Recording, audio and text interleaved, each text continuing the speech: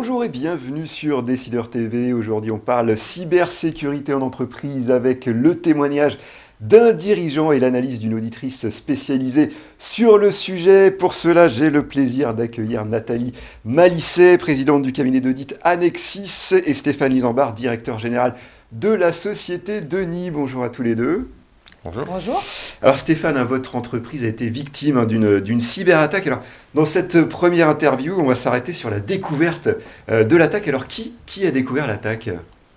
L'attaque ayant eu lieu dans la nuit, on s'en est rendu compte le matin à 7h30 dans l'atelier, 8h dans les bureaux, qu'il y avait quand même un gros problème. C'est pas un ou deux postes bloqués, c'est que tout notre système était bloqué, depuis l'ERP jusqu'aux machines de production de l'atelier.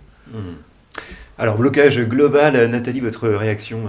Oui, c'est l'illustration parfaite de ce que l'on craint dans le monde de l'entreprise, à savoir pas uniquement les entreprises de nouvelles technologies, mais toutes les entreprises peuvent être concernées. Ce sont des attaques à l'aveugle qui paralysent malheureusement très rapidement une entreprise. Il faut quand même signaler que l'entreprise de Stéphane, c'est environ 200 personnes qui se sont retrouvées en quelques heures au chômage total.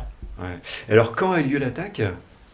2020, la nuit du lundi au mardi, du lundi de Pentecôte, le 3 juin de mémoire.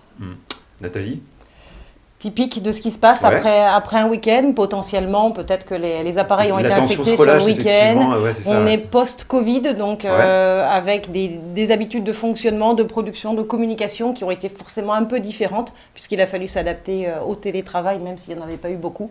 Mais voilà, ça a été une zone de vulnérabilité accrue et malheureusement, on a vu beaucoup plus de ransomware actifs post-Covid. Pendant cette période. Absolument. Alors, quelle a été la réaction de la direction, donc vous-même et des salariés face à cette attaque ? La première réaction, c'est déjà d'essayer de comprendre ce qui s'est passé, parce qu'on avait eu un ou deux virus comme ça sur des postes. Mais oui, on se dit, merde, c'est quand même allé très loin là.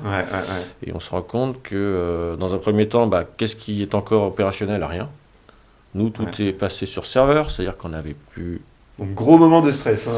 Ouais, alors c'est le temps de découvrir. On met du temps quand même à se rendre compte. On analyse, on fait venir des gens qui vous expliquent ce qui vous arrive, qu'on a bien été hacké, que tout est crypté.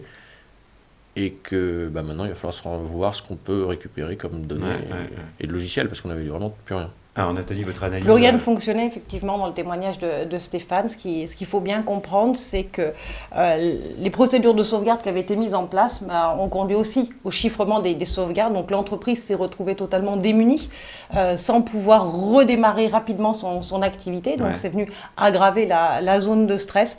Donc il est clair que quand on sensibilise les chefs d'entreprise, on sensibilise aussi sur les procédures de sauvegarde. Il y a toujours des pistes d'amélioration pour éviter de se retrouver dans un corner, comme on dit, parce que malheureusement pour Stéphane, il a fallu qu'il fasse appel à des spécialistes qui eux-mêmes l'ont découragé quant à trouver une solution rapide. Merci pour cette intervention. Une prochaine interview est prévue sur le blocage de l'entreprise et la négociation avec le cyberattaquant. Restez avec nous sur Décideur TV.